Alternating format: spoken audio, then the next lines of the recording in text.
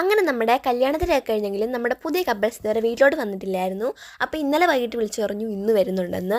അങ്ങനെ ഞങ്ങൾ പെട്ടെന്ന് പറ്റുന്ന പോലെയൊക്കെ ഫുഡൊക്കെ സെറ്റ് ചെയ്തു. ചേട്ടൻ ഷെഫാട്ടോ. അപ്പോൾ അമ്മ കറി വെച്ചിട്ട് ചേട്ടനെ കൊണ്ട് ടേസ്റ്റ് ചെയ്ത് നോക്കിയാണ് എന്തെങ്കിലും കുഴപ്പമുണ്ടോ. ഇവർക്ക് അവിടെ നിന്ന് വരാൻ കുറച്ച് ദൂരമുണ്ട്. അപ്പം വഴിയൊക്കെ തെറ്റി കുറച്ച് താമസിച്ചാണ് വന്നത്. വന്ന് കയറിയപ്പോഴേ ഉണ്ടാക്കി വെച്ച ഫുഡെല്ലാം ടേസ്റ്റ് ചെയ്യലാണ് എല്ലാവരുടെയും പണി. ഇവരെല്ലാം കൂടെ വരുമ്പോൾ നല്ല രസമാണ് കേട്ടോ. അപ്പോൾ ഇവർ വരുമ്പോഴാണ് വീട്ടിൽ കളിയും ചിരിയൊക്കെ വന്നത്. അപ്പോൾ ഇവർ വരുമ്പോൾ എനിക്ക് ഭയങ്കര ഇഷ്ടമാണ്. കാരണം നമ്മൾ കുറേ നേരം നമ്മുടെ ടൈം പോകുന്നതേ അറിയത്തില്ല. ഞാനും അമ്മയും കൂടെ ആദ്യമായിട്ട് ഇന്ന് പ്രോൺ റോസ്റ്റ് ചെയ്തു കേട്ടോ. അപ്പോൾ അത് കുറച്ച് അത്യാവശ്യം ശരിയായി. അപ്പോൾ ഇവർക്ക് ഇഷ്ടപ്പെട്ടു എന്ന് തോന്നുന്നു. ഇവർ ബ്രെഡിലൊക്കെ ആക്കി കഴിക്കുന്നുണ്ടായിരുന്നു. കല്യാണത്തിൻ്റെ വ്ളോഗ് ഇറങ്ങിയപ്പോൾ തൊട്ട് പിന്നെ ചേട്ടൻ നിർത്തി. ഇനി ചേട്ടൻ ക്യാമറയുടെ മുമ്പിൽ വരത്തില്ലെന്നാണ് പറഞ്ഞേക്കുന്നത്. അങ്ങനെ പാവനായനെ ചേച്ചി കരിമീൻ ഫ്രൈ ആനുള്ള എല്ലാം അമ്മയ്ക്ക് ശരിയായി കൊടുക്കുവാണ്. കരിമീനും കൂടെ ഉള്ളായിരുന്നു, ബാക്കിയെല്ലാം ശരിയായിരുന്നു. പപ്പയും അഖിലേട്ടനും അമ്മലേട്ടും കൂടെ എവിടെയോ പോയി. അപ്പം ഞങ്ങൾ അപ്പുറത്തെ വീട്ടിൽ പോയി കുറച്ച് ഫോട്ടോസൊക്കെ എടുത്തു. എന്നിട്ട് സൈക്കിൾ കണ്ടപ്പോഴത്തേക്കും ചേച്ചി പറഞ്ഞു ചേച്ചി കുറേ നാളെ ചവിട്ടിയിട്ട്. അങ്ങനെ നയന ചേച്ചി സൈക്കിളൊക്കെ ചവിട്ടാൻ പോവാണ്. അപ്പോൾ പൊന്നൂസ് ആണെങ്കിൽ അതിൻ്റെ പുറകിന് ഓട്ടമാണ്. പിന്നെ അതൊരു കളിയായിട്ട് അവളങ്ങ് എടുത്തു. ചേച്ചി ചവിട്ടും അതിൻ്റെ പുറകിന് അവൾ ഓടും. അങ്ങനെ നല്ല രസമായിരുന്നു. അങ്ങനെ അമ്മയ്ക്ക് പറ്റുന്ന സമയം കൊണ്ട് അമ്മ അത്യാവശ്യം നല്ലപോലെ ഫുഡൊക്കെ സെറ്റാക്കി എടുത്തിട്ടുണ്ട്. പിന്നെ ഇവരുടെ അഭിപ്രായം കൂടെ അറിഞ്ഞാൽ മതി. അപ്പം അമ്മ എല്ലാം അറേഞ്ച് ചെയ്ത് വെക്കുവാണ്. അങ്ങനെ എല്ലാവരെ കൊണ്ട് ഡ്രസ്സൊക്കെ മാറ്റിച്ചിട്ട് നാളെ പോയാൽ മതി എന്നൊക്കെ പറഞ്ഞ് സമ്മതിപ്പിച്ചു. ഇനി ഫുഡ് കഴിപ്പിക്കാൻ വേണ്ടി ഇരുത്തുവാണ് എല്ലാവരെയും കൂടെ. എല്ലാവരും ഒരുമിച്ചിരുന്ന് സംസാരിക്കുകയൊക്കെ ചെയ്തപ്പോഴത്തേക്ക് എന്നാൽ ചീട്ട് കളിക്കാം എന്നൊരു തീരുമാനത്തിലെത്തി.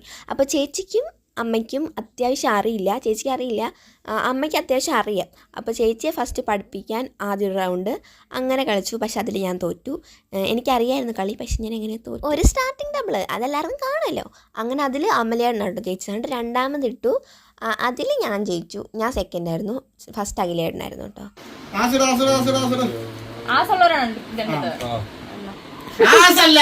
നല്ല വാശിയുടെ രീതിയിൽ പോകുന്നുണ്ടായിരുന്നു. അതിൻ്റെ ഇടയ്ക്കൂടെ ചേച്ചി കണ്ടുവന്ന് മണ്ടത്തരങ്ങളൊക്കെ പറഞ്ഞ് ആൾക്കാരെ കുറച്ചും കൂടെ ഒരു ആവേശമാക്കി കൊടുത്തു. അങ്ങനെ തോക്കുന്നവർക്ക് ഇടാൻ വേണ്ടി കുളുക്കോ അങ്ങനത്തെ സാധനമൊക്കെ അമലേട്ടൻ സെറ്റ് ചെയ്തുകൊണ്ട് വന്നു. ചേട്ടൻ ഓടിപ്പോയി അതൊക്കെ ശരിയാക്കി കൊണ്ടുവന്നു. എല്ലാവരും ഇട്ട് കാണാനുള്ള ആഗ്രഹം കൊണ്ട് അങ്ങനെ ചേച്ചി കുറച്ച് കളി പഠിച്ചു. അതിൻ്റെ ആവേശമാണ് ആ കാണുന്നത്. അങ്ങനെ അമ്മ ഒരു വട്ടം തോറ്റു, അഖിലേട്ടൻ ഒരു വട്ടം തോറ്റു, ഞാനൊരു വട്ടം തോറ്റു. പക്ഷെ ഞാനിട്ടില്ല. അവർ രണ്ടും കൂടി ഇട്ടുകൊണ്ടൊക്കെ ഇരിക്കുമായിരുന്നു. ഭാര്യയും ഭർത്താവും കൂടെയുള്ള വാശിയേറിയ മത്സരമാണല്ലോ നടക്കുന്നത്.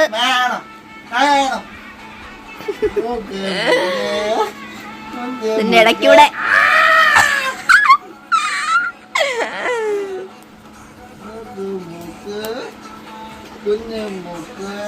എല്ലാം. ചേച്ചി സൈക്കിൾ ഓടിച്ചിട്ടില്ല. അപ്പോൾ ഡ്രൈവിംഗ് ഒക്കെ പഠിക്കാൻ പോയായിരുന്നു. അത്യാവശ്യം ഓടിക്കും, കുറച്ച് ബാലൻസിങ്ങിൻ്റെ പ്രശ്നമുണ്ട്. അപ്പം സൈക്കിൾ പഠിക്കണമെന്ന് ആഗ്രഹമുണ്ട്. അപ്പം സൈക്കിൾ കണ്ടപ്പം ചേട്ടൻ ചവിട്ടിക്കാൻ നോക്കുവാണ്. പക്ഷേ ചേച്ചി ചവിട്ടുന്നില്ല, ചേട്ടൻ ഉരുട്ടുവാണ്. കണ്ടോ, ചേച്ചി കാല് താഴെ ഇടുവാണ്, ചേട്ടൻ ഉരുട്ടുവാണ്. ഇത് നല്ലപോലെ ചിരിക്കാനുണ്ടായിരുന്നു. എല്ലാവരും കൂടെ നോക്കി നിന്ന് ചിരിക്കായിരുന്നു. എന്നിട്ട് പിന്നെ അത്യാവശ്യം ഒന്ന് ചവിട്ടി. ഒരു 2 ദിവസം കൊണ്ടൊക്കെ പഠിക്കും കേട്ടോ.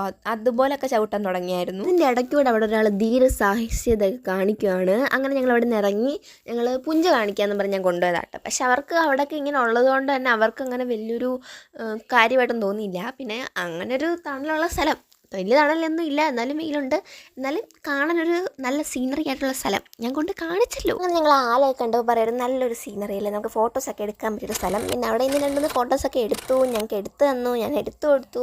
പിന്നെ അവിടെ നിന്ന് ഞങ്ങൾ നമ്മുടെ ഫേമസ് കടയായിട്ടുള്ള ഒരു രൂപ കടയിലോട്ട് കൊണ്ടുപോയി. ഇപ്പം കുറച്ചും കൂടെ മോഡിഫൈ ആയ കട കേട്ടോ. പണ്ട് ഇങ്ങനെയൊന്നും അല്ലായിരുന്നല്ലോ. അപ്പോൾ ഇവിടെ അവർ വന്നിട്ടില്ല. അപ്പോൾ ഇവിടെ 1 രൂപയ്ക്ക് സാധനങ്ങൾ കിട്ടും. ഉള്ളിവട, പരിപ്പ് വട, അങ്ങനത്തെ സാധനങ്ങളൊക്കെ.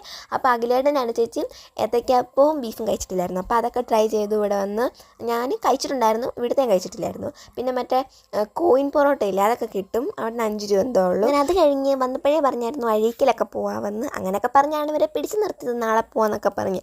അപ്പം ഞങ്ങൾ പോകാൻ വേണ്ടി റെഡിയായി. എല്ലാവരും കൂടെ കാറിന് കയറി. ഞങ്ങളെല്ലാവരും കാറിന് വന്നു. പിന്നെ പപ്പയും അമ്മയും കൂടെ ബൈക്കിന് വരാമെന്ന് പറഞ്ഞു. സത്യം പറഞ്ഞാൽ നമ്മുടെ വീട്ടിൽ നിന്ന് ഒരു 1/2-3/4 മണിക്കൂർ യാത്രയുണ്ട്. അമ്മ 15 മിനിറ്റ് എന്നാട്ടോ പറഞ്ഞത്. ഞാൻ 1/2 മണിക്കൂറെന്ന് പറഞ്ഞായിരുന്നു. അപ്പം ഇവരിത്രയും ഇച്ചിരി ദൂരം ഉണ്ടാവും എന്ന് വിചാരിച്ചില്ല. പെട്ടെന്ന് അങ്ങ് എത്തുമെന്നാട്ടോ വിചാരിച്ചത്. അങ്ങനെ ഞങ്ങൾ എത്തിയപ്പോഴത്തേക്കും കുറച്ച് സന്ധ്യയായി, സൺസെറ്റൊക്കെ ആകാറായിരുന്നു. അങ്ങനെ പൊന്നൂസിനെ എണീപ്പിക്കാൻ നോക്കിയിട്ടൊന്നും എണീക്കുന്നില്ല. കയറിയ സമയത്ത് ഭയങ്കര ഡാൻസൊക്കെ ആയിരുന്നു. കുറച്ച് ഞാൻ പുള്ളിക്കാരി അങ്ങ് ഉറങ്ങി. ഞങ്ങളെ വിളിച്ചിട്ടൊന്നും എണീക്കുന്നില്ല. ആദ്യമായിട്ടാട്ടോ ആൾ ബീച്ചിൽ വരുന്നത്. അപ്പം ഞങ്ങൾ അവളുടെ എക്സ്പ്രഷൻ കാണാനുള്ള എക്സൈറ്റ്മെൻറ്റിലായിരുന്നു. ഹോ അവിടെ തന്നെ രണ്ടുപേരും മാറുന്ന് സംസാരിക്കുന്നു. ഇവർക്കതിലൊന്നും താല്പര്യമില്ലെന്ന് തോന്നുന്നു. പപ്പ പിന്നെ വന്നു. അഖിലേട്ടനാണ് വന്നില്ല കേട്ടോ. അങ്ങനെ കുറേ നാളായി ഇങ്ങോട്ടൊക്കെ വന്നിട്ട്. അപ്പം നേരത്തെ ഇവിടെ ഒട്ടകവും കുതിരയൊന്നും ഇല്ലായിരുന്നു തോന്നി. ഇപ്പം ഞാൻ കാണുന്നത്. അപ്പോൾ ഒട്ടകത്തെ കണ്ടപ്പോൾ പൊന്നു അതിനെ പിടിക്കാൻ ഓടുന്നു. അതിനെ പോലും പേടിയില്ല. ആദ്യമേ അതിലോട്ട് ഇറക്കിയപ്പോഴത്തേക്കൊരു എക്സൈറ്റ്മെൻറ്റ് ഉണ്ടായിരുന്നു. പിന്നെ മനസ്സിലായി പുള്ളിക്കാരിക്ക് ഇങ്ങനെ ഇറങ്ങാമെന്ന്. പിന്നെ ഞങ്ങളെ വലിച്ചുകൊണ്ട് പുള്ളിക്കാരി ഓടുമായിരുന്നു.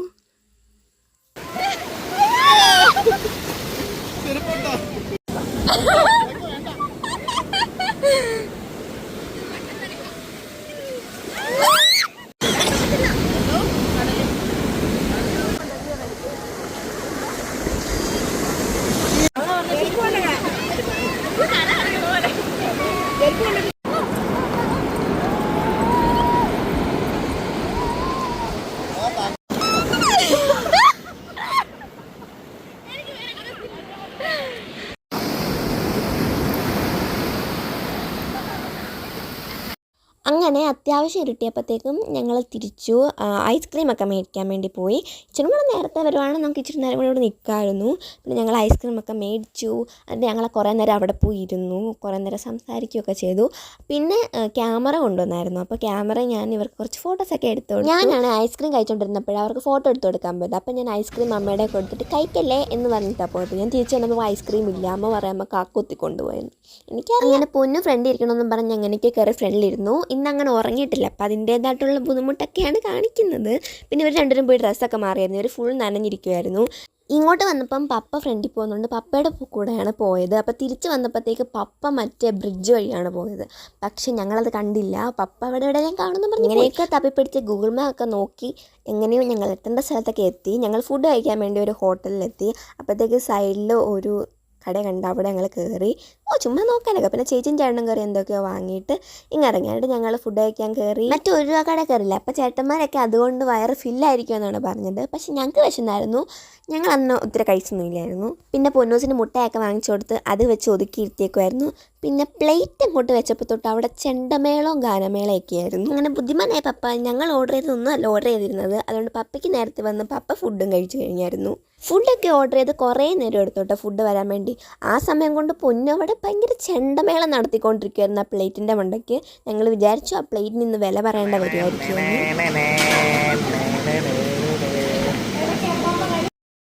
അങ്ങനെ കുറേ നേരത്തെ കാത്തിരിപ്പിന് ശേഷം നമ്മുടെ ഫുഡ് വന്നു. ഇവർ നൂഡിൽസും ബിരിയാണിയൊക്കെ തന്നാണ് മിക്കവരും ഓർഡർ ചെയ്തത്. ഞാൻ എപ്പോഴും മന്തിയല്ല കഴിക്കുന്നത്. അതുകൊണ്ട് ഞാൻ ഇന്ന് ബിരിയാണി മതിയെന്ന്. ഞാനൊരു ബിരിയാണി ലവർ അല്ല. എന്നിട്ട് ഞങ്ങൾ വാങ്ങിച്ചു. പക്ഷേ ഫുഡ് അത്ര പോരായിരുന്നു. നമ്മൾ നോർമലി എപ്പോഴും ഞാനിവിടുത്തെ സ്ഥിരം കസ്റ്റമറാണ്. പക്ഷേ അന്നൊക്കെ ഫുഡ് അടിപൊളിയാണ്. പക്ഷേ ഇവരെയും കൊണ്ട് വന്നപ്പോൾ ഫുഡ് കൊള്ളത്തില്ലായിരുന്നു. ഇനി ഇവരുള്ളതുകൊണ്ടാണോ എന്നറിയത്തില്ല. ഫുഡൊക്കെ കഴിച്ച് എല്ലാവരും ഹാപ്പി ആയിട്ട് തിരിച്ച് വണ്ടിയിലോട്ട് പോകുമ്പോൾ പൊന്നു സൂപ്പർ ഒരു വീഴ്ച വീണു. പക്ഷേ പാവം ഒന്നും അറിയാത്ത പോലെ ഇരുന്നു. പിന്നെ എനിക്ക് അടുത്ത ദിവസം എക്സാം ഉണ്ടായിരുന്നു. എനിക്ക് ഇത്രയും ദിവസം അവധിയായിട്ട് കറക്റ്റ് ഒരു എക്സാമിൻ്റെ തലേദിവസമായിട്ടാണ് വന്നത്. പിന്നെ അവിടെ പോയി ഞാൻ വീഡിയോ എടുക്കുന്ന കാര്യമൊക്കെ വിട്ടുപോയി. പിന്നെ ഒരു രാവിലെ തന്നെ പോവുകയും ചെയ്തു. എമ്പുരാൻ്റെ റിലീസൊക്കെ അല്ലായിരുന്നു അന്ന്. അങ്ങനെ